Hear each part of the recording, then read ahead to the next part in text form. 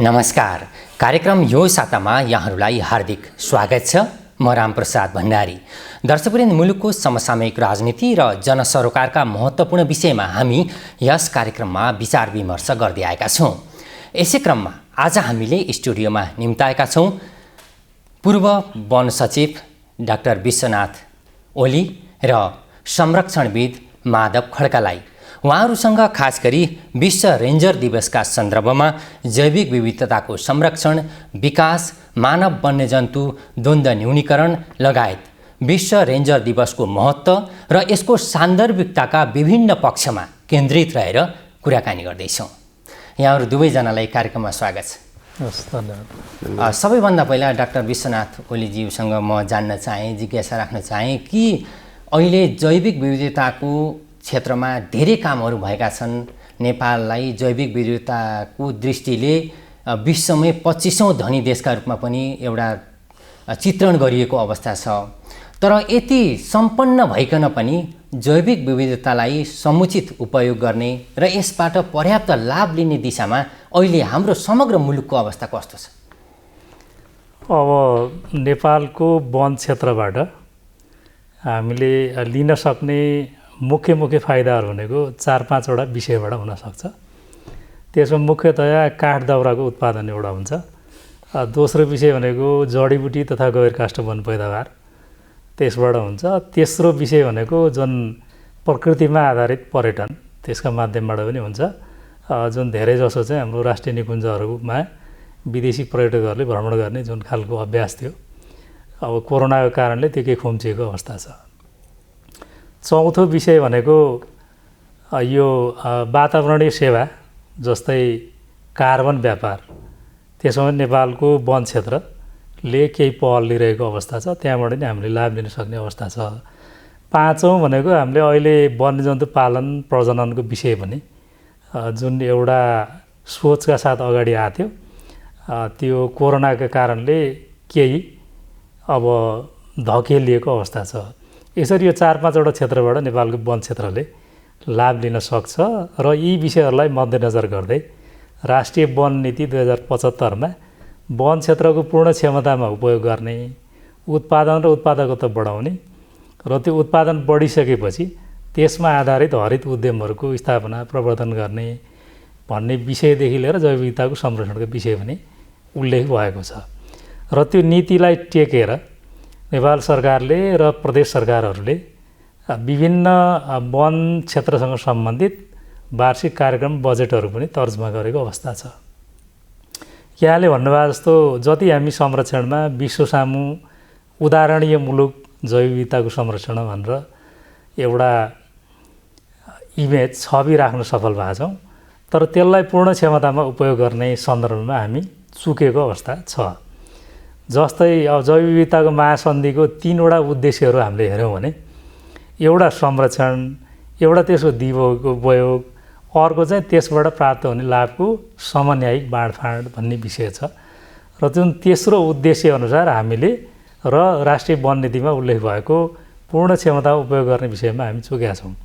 त्यसमा चाहिँ हामीले वन क्षेत्रबाट कति उत्पादन बढाउन सकिन्छ भनेर विश्व बैङ्कले सन् 2019मा एउटा अध्ययन प्रतिवेदन पनि सार्वजनिक गरेको थियो। त्यसमा अहिले जति उत्पादन भइरहेको छ, बिजनेस एज युजुअल भनेको अहिले यथास्थितिमा वन क्षेत्रबाट जति काठ दाउरा उत्पादन भएको छ त्यसलाई 6-7 गुणा बढाउन सकिन्छ भन्ने खालको त्यो अध्ययन प्रतिवेदनमा उल्लेख छ। सम्भावना धेरै छ, तर त्यसमा काम हुन बाँकी छ। यहाँले भनेपछि अब यसैमा खास गरी म संरक्षणविद खड्काजीसँग म जान्न चाहेँ। धेरै प्रयासहरू भएका छन्। नेपालले संरक्षण क्षेत्रमा सफलता हासिल गरेको छ, अन्तर्राष्ट्रिय क्षेत्रमा ख्याति प्राप्त गरेको छ। तर संरक्षण जसरी भइरहेको छ त्यो संरक्षणभित्रको जुन अवस्था छ त्यसलाई कसरी चित्रण गर्नुहुन्छ यहाँले? संरक्षणमा कसरी एउटा जनशक्ति परिचालन भएको अवस्था छ अहिले?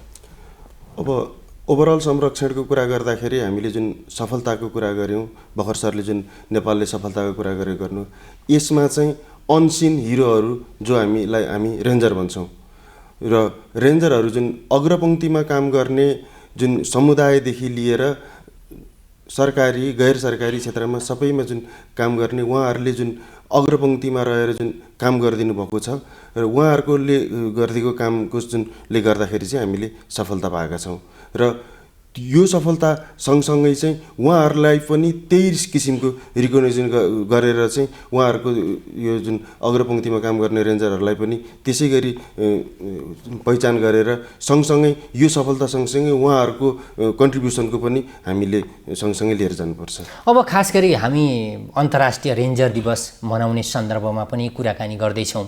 अन्तर्राष्ट्रिय रेन्जर दिवस मनाइरहँदा नेपालले पनि विगत केही वर्षदेखि यो मनाउन थालिसकेको छ। रेन्जरहरूले भोग्नु परेका खास समस्या के हुन् जस्तो लाग्छ यहाँलाई? जो अग्रपङ्क्तिमा एउटा वनको संरक्षण गरिरहेका छन्, प्रकृतिको संरक्षण गरिरहेका छन्, जैविक विविधताको संरक्षण गरिरहेका छन्, धेरै खतरा मोलेर गइरहेको अवस्था छ, तर उनीहरूको वास्तविक अवस्था के छ? एकदमै सान्दर्भिक जुन प्रश्न गरिदिनु भयो, जुन हामीले सबैभन्दा बढी जुन भोगेका हौँ रेन्जरहरूले, जुनसुकै कुराहरूमा पनि हामीले संरक्षणका कुराहरू गर्दाखेरि संरक्षणको सुरुवातकादेखि केही पनि नहुँदाखेरि एउटा हामीले वन्यजन्तुको कुनै उदाहरण लियौँ भनेदेखि वन्यजन्तुहरू कम हुँदाखेरि उनीहरूलाई बढी सङ्ख्यामा वृद्धि गर्नको लागि पनि त्यहाँनिर रेन्जरले नै अगाडि खट्नुपर्ने हुन्छ। जतिखेर उसको जुन वासस्थान सुधार गर्दाखेरि रेन्जरलाई गर्न सक्ने जुन जनावरबाट हुन सक्ने क्षति र जनावरका तस्करहरूबाट उसलाई हुन सक्ने चुनौती पनि रेन्जरले नै सबैभन्दा पहिले त्योहरू खेप्नुपर्छ। र जनावर वृद्धि भइसके पछाडि पनि फेरि जनावरबाट जुन हुने क्षति, एक त जनावरबाट रेन्जरलाई हुने क्षति र जनावरबाट समुदायलाई हुने क्षति, दुईटैको जिम्मा पनि त्यही फ्रन्ट लाइनमा बस्ने रेन्जरले लिनुपर्छ। र जनावरहरू चाहिँ कुनै उसलाई चाहिँ अब रेन्जर भनेर उसले चिन्ने अवस्था हुँदैन, त्यो त एउटा जनावर हो भनेदेखि त्यो अवस्थामा उसले उसको जनावरको आनी बानी सबै बेहोरेर चाहिँ त्यो सबै कुराहरू गर्दाखेरि जुन रेन्जरले भोग्नुपर्छ, यो चाहिँ बाहिरबाट हेर्दा भन्दा त्यहाँनिर भोग्न चाहिँ निकै कठिन छ। भित्रको जङ्गलभित्रको अवस्था कहाँले लाग्दछ? काली लाग्दै त नभनौँ, निकै चुनौतीपूर्ण चाहिँ छ। यसको लागि चाहिँ अलिकति क्षमता, अलिकति नलेज, अलिकति एक्सपिरियन्स, सबै चिज र अलिकति इक्विपमेन्ट आदि इत्यादिले चाहिँ रेन्जरहरूलाई सुसूचित नगराउने हो भनेदेखि, उहाँहरूको जुन आवश्यकताहरू पूर्ति नगर्ने हो भनेदेखि खाली हातले युद्ध गर्न जा भने जस्तो हुन्छ। त्यही भएर उहाँहरूलाई अलिकति हतियारसहित भनेको मतलब नलेज, क्यापेसिटी, इक्विपमेन्टसहित चाहिँ दिनुपर्छ, जुन हाम्रो रेन्जरहरूले पाएको छैनन्। जुन समुदायमा जुन विशेष गरेर समुदायदेखि जुन फ्रन्ट लाइनमा जुन अग्रपङ्क्तिमा बसेर काम गर्नुपर्ने हो, उहाँहरू एकदमै अभावमा काम गर्दै हुनुहुन्छ। डाक्टर ओली, जस्तो यहाँ चाहिँ लामो समयसम्म वनमा चाहिँ एउटा वन मन्त्रालयको नेतृत्व यहाँले लामो समय सम्हाल्नुभयो, वन मन्त्रालयको सचिवको जिम्मेवारी समेत सम्हाल्नुभयो, समस्या धेरै छन्, यहाँले पनि भर्खर सुन्नुभयो कि वनको एउटा प्रकृतिको रक्षा गर्ने अग्रपङ्क्तिमा खटिने जुन कर्मचारीहरू छन्, जुन जनशक्ति छ, जसलाई हामी रेन्जर पनि भनेर भन्ने गर्छौँ, उनीहरूको वास्तविक अवस्था निकै दयनीय छ, पहिलो प्रश्न। दोस्रो, अहिले पछिल्ला केही दिन यता मानव वन्यजन्तु द्वन्द्वका घटनाहरू दिनदिनै घटिरहेको अवस्था छ। मानिसहरूको मृत्यु भएको छ, अङ्गभङ्ग भएका छन्, जङ्गली जनावरको आक्रमण दिनदिनै बढिरहेको अवस्था छ। यो विकराल अवस्थालाई सम्बोधन गर्नको लागि सरकारले ठोस कार्यक्रम किन ल्याउन सकेन? हजुर, यो वन क्षेत्रको खास गरी जैव विविधता संरक्षण, वन्यजन्तुको संरक्षण, व्यवस्थापन र दिगो उपयोगका सन्दर्भमा अब 2-3वटा विषयमा हामीले हेर्नुपर्ने हुन्छ। एउटा नीति र संस्था कस्तो छ भन्ने विषय हामीले हेर्नुपर्छ, कार्यक्रम र बजेट के कस्तो छ भन्ने हेर्नुपर्ने हुन्छ। अर्को चाहिँ हाम्रो मानवीय स्रोत के कस्तो छ भन्ने हिसाबले हामीले हेर्नुपर्ने हुन्छ। समग्रमा भन्दा हाम्रो इनेबलिङ इन्भाइरोमेन्ट छ कि छैन त भनेर हेर्दाखेरि नीतिका सन्दर्भमा कुरा गर्नु भने हामी नीतिमा पूर्ण छौँ जस्तो लाग्छ मलाई। संस्थाको कुरा हामीले हेर्ने हो भने जुन रूपमा वन क्षेत्रले सेवा प्रवाह गर्नुपर्ने छ, अघि मैले भनेको 3टा एरियामा संरक्षण, व्यवस्थापन र दिगो उपयोगमा, त्यो हिसाबले हाम्रा जनशक्तिहरू कम छन्।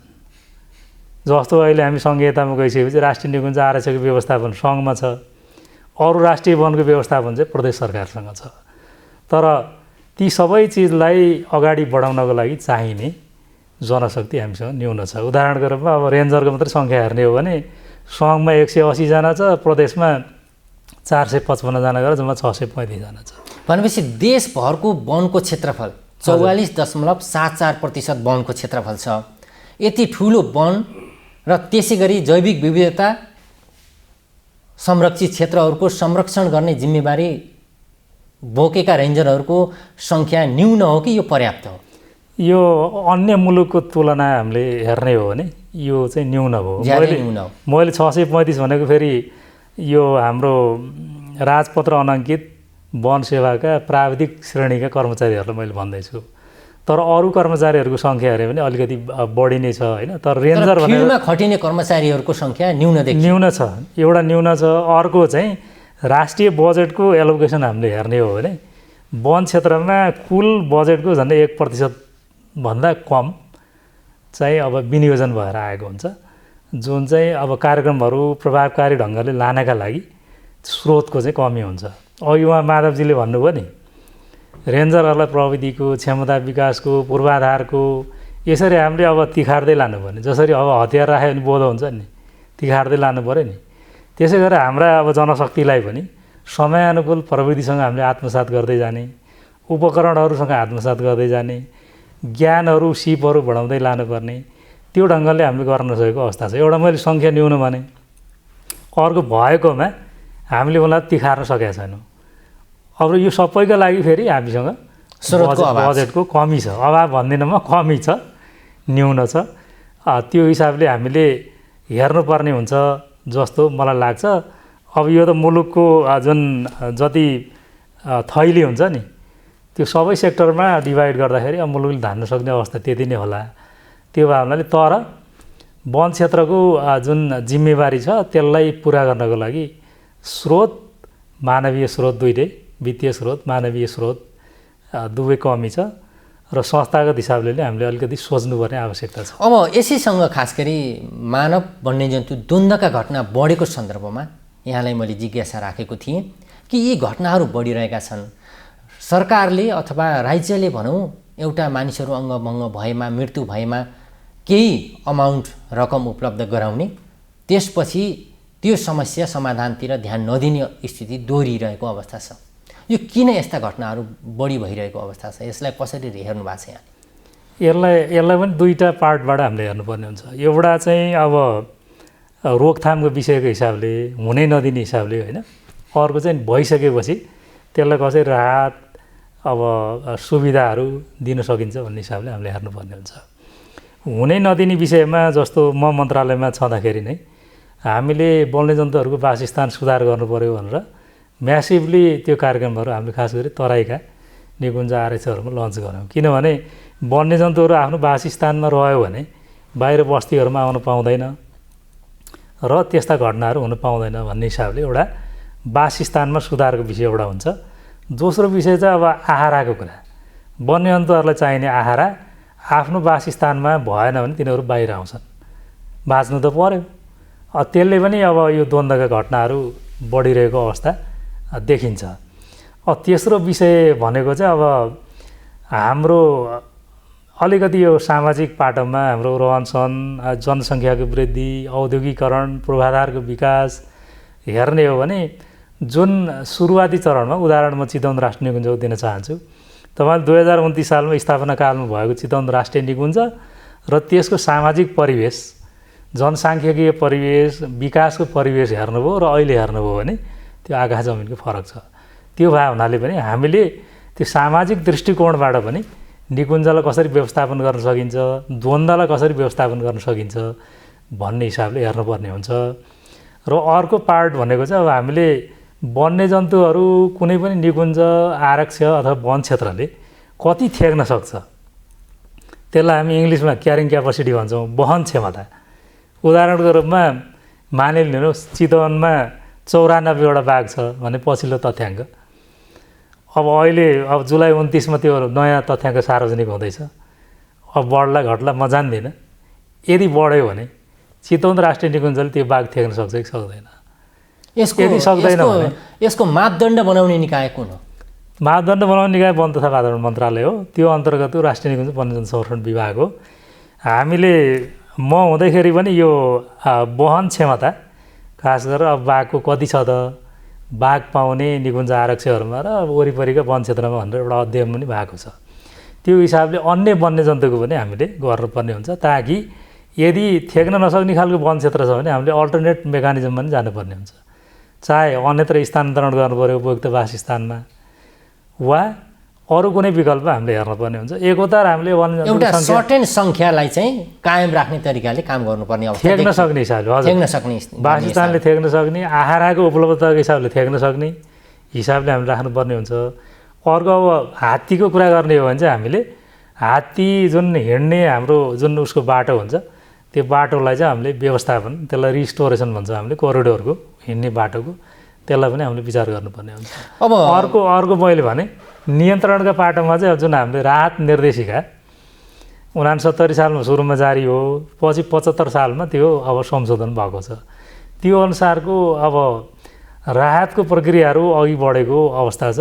यो गएको आर्थिक वर्षमा हेर्ने हो भने मैले विभागका तथ्याङ्क हेरेको थिएँ, झन्डै अब 14 करोड जस्तो चाहिँ राहत वितरण भएको छ 1 वर्षमा। त्यो भनेको चाहिँ अब ठुलै रकम पनि हो। यद्यपि यस्ता घटनाहरू हुनु हुँदैन, यो चाहिँ हामीले प्रिभेन्टिभ मेजरमै हामीले ध्यान दिनुपर्ने हुन्छ।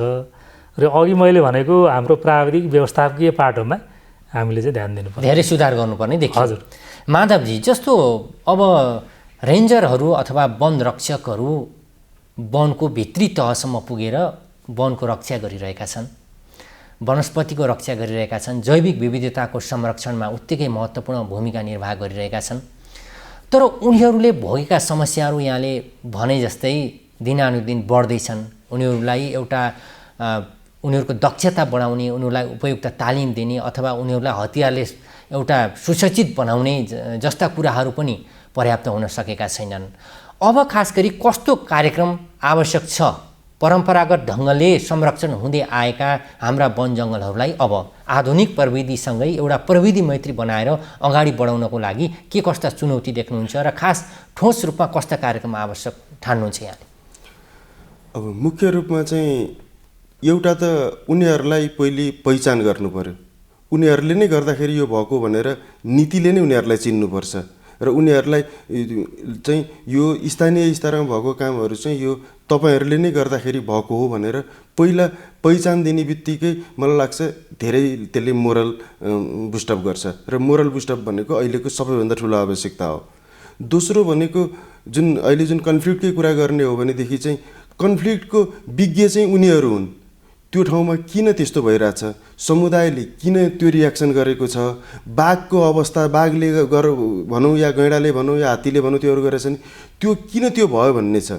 एउटा विज्ञले भन्दा पनि अहिले हाम्रो चाहिँ संरक्षणको त्योहरू चाहिँ कुनै एउटा इस्युलाई चाहिँ विज्ञले भन्दा पनि राजनीतिज्ञले के भन्छ भन्ने चाहिँ बढी भयो। त्यही भएर विज्ञको कुरा सुन्ने हो भनेदेखि मलाई लाग्छ आदि समस्या आफै समाधान हुन्छ। त्यो विज्ञ भनेको वन प्राविधिक अर्थात् जुन अग्रपङ्क्तिका रेन्जरहरू हुन्, त्यो वन प्राविधिक मात्रै भनिनु, समुदाय स्तरमा जो काम गर्नुभएको छ उहाँहरूलाई हो। समुदायलाई राम्ररी थाहा छ। स्थानीय समुदायमा जो रेन्जरहरू अगाडि खट्नु भएको छ, जो वन हेरालहरू अगाडि हुनुहुन्छ, उहाँहरूलाई त्यो जनावरको आनी बानीदेखि लिएर धेरै कुराहरू थाहा हुन्छ र उहाँहरूको कुरा सुनिदिने हो भनेदेखि चाहिँ आदिभन्दा धेरै समस्या आफै समाधान हुन्छ भनेदेखि अर्को कुरा जस्तै अब सञ्चारका कुराहरू भए, उहाँहरूले पाउने इन्सेन्टिभका कुराहरू भए, अन्य इक्विपमेन्टका कुराहरू भए, गस्ती जाने साधनका कुराहरू भए, यो स्रोत अलिकति हुने हो भनेदेखि र उनीहरूलाई मोरल चाहिँ अलिकति बुस्टअप गर्ने हो भनेदेखि उहाँ अहिलेको जनशक्तिले राम्ररी काम गर्न सक्छ। जुन रेन्जर भनेर जुन हामीले जुन सरकारी रेन्जर जुन अहिले जुन हाम्रो जुन पद रेन्जरको मात्रै जुन अघि सरले जुन भन्नुभयो त्यो पद रेन्जर मात्रै होइन कि समग्र रेन्जर जुन हामीले भनेको छौँ, समुदाय स्तरदेखि एउटा जुन वन हेरालुदेखि लिएर समग्र सबै जुन यसको संरक्षणमा लागेकाहरू। खास गरी रेन्जरको एउटा रेन्जर भन्ने शब्दको बुझाइमा पनि धेरै फरक छ। खास गरी आम रूपमा बुझाइ रेन्जरको वन संरक्षण गर्ने एउटा कर्मचारीलाई मात्र बुझ्ने गरिएको छ। यसको यहाँ यो क्षेत्रमा धेरै काम गर्नुभएको छ। रेन्जर भन्नाले हामीले कसरी यसको दायरालाई कसरी बुझ्न सकिन्छ? यसलाई एकै शब्दमा बुझ्दाखेरि चाहिँ जुन यो एसियामा चाहिँ स्पेसल्ली एसियामा नेपाल, भारत, भुटान जस्तोहरूमा चाहिँ रेन्जर भन्ने एउटा पद छ जुन वन प्राविधिक राजपत्र अनङ्कित जुन वन प्राविधिकलाई चाहिँ हामीले रेन्जर भनेर जुन भनेको छौँ नेपालमा भने त्यो चाहिँ एउटा पद भयो र इन्टरनेसनल रेन्जर फेडरेसनले चाहिँ रेन्जर भन्नाले चाहिँ सरकारी गैर सरकारी वा समुदायमा काम गर्ने त्यो पनि नेचुरल र कल्चर दुइटै जुन यी हेरिटेजहरूमा चाहिँ संरक्षण गर्नलाई अग्रपङ्क्तिमा काम गर्ने सबैजनालाई रेन्जर भनेको छ। भनेपछि यसको दायरा धेरै फराकिलो छ एकदम। अब खास गरी अब हामी अन्तर्राष्ट्रिय रेन्जर दिवस मनाइरहँदा यो दिवस नेपालमा मनाउनुको औचित्य र यसको महत्त्वलाई चाहिँ यहाँले कसरी बुझ्नु भएको छ, कसरी प्रकाश पार्न चाहनुहुन्छ? यो चाहिँ जब इन्टरनेसनल रेन्जर फेडरेसनको स्थापना भयो उनीहरूले रेन्जर हक हितको लागि विभिन्न कार्यक्रमहरू गरेर रेन्जर हक हित, रेन्जरको सुरक्षा, रेन्जरको समग्र विकासको काम गर्न थालिसके पछाडि चाहिँ थाले यो 1993मा आइआरएफको जुन इन्टरनेसनल रेन्जर फेडरेसनको स्थापना भएको हो। यसरी काम गर्दै जाँदाखेरि चाहिँ जुन यो ड्युटीमा काम गर्दा गर्दै जुन मृत्यु हुने वा घाइते हुने रेन्जरहरूलाई चाहिँ एउटा सम्झनको लागि एउटा त्यही उहाँहरूले गरेको जुन राम्रा कामहरू सम्झन, उहाँहरूले गरेको उहाँहरूलाई रिकगनाइज गर्नको लागि चाहिँ रेन्जरहरूलाई सम्झिने भनेर चाहिँ 2007बाट आइआरएफले चाहिँ वर्ल्ड रेन्जर डे भनेर इन्टरनेसनल रेन्जर डे भनेर मनाउन थाल्यो र नेपालले चाहिँ जुन यो wild life conservation association Nepal एउटा संस्था छ जुन इन्टरनेसनल रेन्जर फेडरेसनको नेपालको संस्था हो उहाँहरूसँग सम्बन्धन भएको र आइआरएफको त्यही नीति अनुसार चाहिँ हामीले पनि रेन्जरहरूलाई एउटा सम्झिनको लागि चाहिँ वाइल्ड लाइफ कन्जर्भेसन एसोसिएसन नेपालले यो 2018बाट चाहिँ हामीले यो डेलाई मनाउन थालेको हौँ र यो डेमा खास गरेर चाहिँ अब यो रेन्जरहरूलाई कसरी चाहिँ अलिकति अगाडि उहाँहरूको हक हितको कुराहरू र अलिकति थोरै उहाँहरूको विकासको कुराहरू गर्न सकिन्छ, उहाँहरूले गरेका कन्ट्रिब्युसनहरूको चाहिँ थोरै सम्झना गर्न सकिन्छ। आज हामी बाघ जुन डबल गर्ने भनेर 11बाट आयौँ, जुन अब यसपालिको टाइगर डेमा सङ्ख्या आउला, बढे पनि घटे पनि काम गर्ने भनेको चाहिँ रेन्जरले हो। बाघको सङ्ख्या घट्यो भने पनि त्यो बढाउनलाई पनि त्यही अग्रपङ्क्तिको रेन्जरले नै दुःख गर्नुपर्छ, बढ्यो भने पनि त्यसको व्यवस्थापनमा पनि फेरि त्यही अग्रपङ्क्तिको रेन्जर छ। त्यही भएर रेन्जरहरूले गरेका राम्रा कामहरूलाई सम्झिनको लागि चाहिँ यो रेन्जर डे सेलिब्रेसन गर्न थालिएको। डाक्टर ओली, अन्त्यमा हामी कार्यक्रमको अन्त्यमा आइसकेका छौँ। खास गरी हामी अन्तर्राष्ट्रिय रेन्जर डे मनाइरहँदा धेरै समस्याहरू आए, रेन्जरहरूले भोग्नु परेका समस्याहरू पनि आए, मानव वन्यजन्तु द्वन्द्वका कारण धेरैले ज्यान गुमाउनु परेका कुराहरू पनि आए र यी तमाम समस्याका बीच अब जैविक विविधताको संरक्षण गरेर नेपालले पर्याप्त लाभ लिने एउटा ठोस कार्यक्रमका लागि अब के गर्नु आवश्यक छ जस्तो लाग्छ यहाँलाई? हजुर, अघि मैले निवेदन गरेका जुन 4-5वटा विषयहरू वन क्षेत्रबाट लाभ लिन सकिने भनेर भने, अब त्यसमा हामीले कार्यक्रमगत हिसाबले सम्बन्धित निकायहरूबाट अगाडि बढाउन सक्यो भने मलाई लाग्छ त्यो लाभ लिन सक्ने समय टाढा छैन। उदाहरणको रूपमा अब हामीसँग भएको नवीकरणीय स्रोत वन जङ्गलबाट काठ दाउरा उत्पादन गर्ने भन्ने विषय चाहिँ कार्यक्रम बजेट राखेर हाम्रा निकायहरूले त्यो काम गर्यो भने हामीले लिएको लक्ष्यअनुसार उत्पादन गर्न सकिन्छ। त्यो वनको क्षमता नेपालसँग छ। त्यसै गरी अब जडीबुटीको नेपाल चाहिँ अब भण्डारै हो भनेर हामीले विभिन्न अब यो लिट्रेचरहरू पनि पढ्छौँ र भएका पनि छौँ, हामी जहाँ जाँदा पनि देख्छौँ। त्यो हिसाबले पनि अब बहुमूल्य जडीबुटीहरूलाई प्राकृतिक रूपमा पाउनेको दिगो सङ्कलन गर्ने र खेती गर्न सकिनेको खेती गरेर त्यसको प्रशोधन बजारीकरण गरेर मूल्य अभिवृद्धि गर्न सकिन्छ। दोस्रो विषय। अब तेस्रो विषय भनेको चाहिँ अब हामीले जुन पर्यापर्यटन, प्रकृतिमा आधारित पर्यटनको विषयलाई अब यो कोभिड पछिको परिस्थितिमा रिभाइभ गर्नका लागि हामीले यो पर्यटनका पूर्वाधारहरू क्रमशः हामीले विकास गर्दै जानु पर्यो। जस्तो हामी अब कोभिडले हामीलाई ठुलो लेसन दियो नि, समाजमा आइसोलेसनमा एक्लै बस्नुपर्ने भन्ने हिसाबले अब त्यस्तै खालका अब होटल लजहरूको हामीले पूर्वाधारको व्यवस्था गर्नु पर्यो, अनि पहुँच मार्गहरूको व्यवस्था गर्नु पर्यो। अब यो मार्गहरूको सुधार गर्नु पर्यो त्यो ढङ्गले। र चाहिँ होटलको जुन हाम्रो हस्पिटालिटीको कुराहरू छ त्यसमा पनि हामीले विचार गर्नु पर्यो, सरसफाइमा, होइन, ती चिजहरूमा। अब चौथो विषय भनेको जुन हामीले कार्बन व्यापारमा वन क्षेत्रबाट लाभ लिन सकिने हिसाबले अघि बढिरहेछौँ। अहिले वर्ल्ड ब्याङ्कसँग एउटा जुन सम्झौता भएको थियो त्यो चाहिँ अब पहिलो भुक्तानीको, यो नतिजामा आधारित भुक्तानीको पहिलो वर्ष हो 2022 मा। त्यस्तै अब लिफ कोलिसनमा पनि नेपालले भाग लिएको छ। 3वटा प्रदेशको 36वटा जिल्ला त्यसमा संलग्न छ। त्यसबाट पनि फाइदा लिन सक्ने सम्भावना छ, त्यसमा पनि हामी जानुपर्ने हुन्छ। अब अर्को मैले भनेको चाहिँ अब वन्यजन्तु पालन प्रजननको विषयमा निजी क्षेत्रलाई आकर्षण गरेर अघि बढ्न सकिन्छ, त्यो पनि एउटा सम्भावनाको क्षेत्र हुन्छ। र अर्को मेजर निजी क्षेत्रलाई संलग्नता बनाउने विषयमा सरकारको पोलिसी बनिसकेको अवस्था छ कि छैन? बनिसकेको छ। यो चाहिँ जस्तो राष्ट्रिय निकुञ्ज वन्यजन्तु संरक्षण नियमावलीको 5औं संशोधनमा यो वन्यजन्तु पालन प्रजननको व्यवस्था गरिएको छ।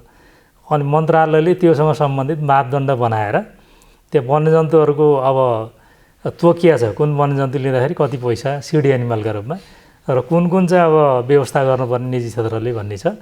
अनि मापदण्ड चाहिँ अब अहिले मन्त्रालयले तयार गरिरहेको अवस्था छ। त्यो भयो भने सम्भावना छ, निजी क्षेत्रले वन्यजन्तु पालनमा अघि बढ्न सक्ने व्यावसायिक हिसाबले सम्भावना छ। हवस् त, यहाँहरू कार्यक्रममा आएर आफ्ना महत्त्वपूर्ण विचारहरू राखिदिनु भयो। यहाँहरू दुवैजनालाई धन्यवाद। धन्यवाद। विश्व रेन्जर दिवसको शुभकामना सहित यो अवसरको लागि धन्यवाद। आदरणीय दर्शकवृन्द, हामीले कुरा गऱ्यौँ पूर्व वन सचिव डाक्टर विश्वनाथ ओली र संरक्षणविद माधव खड्कासँग। आजलाई कार्यक्रमबाट बिदा चाहन्छौँ। नमस्कार।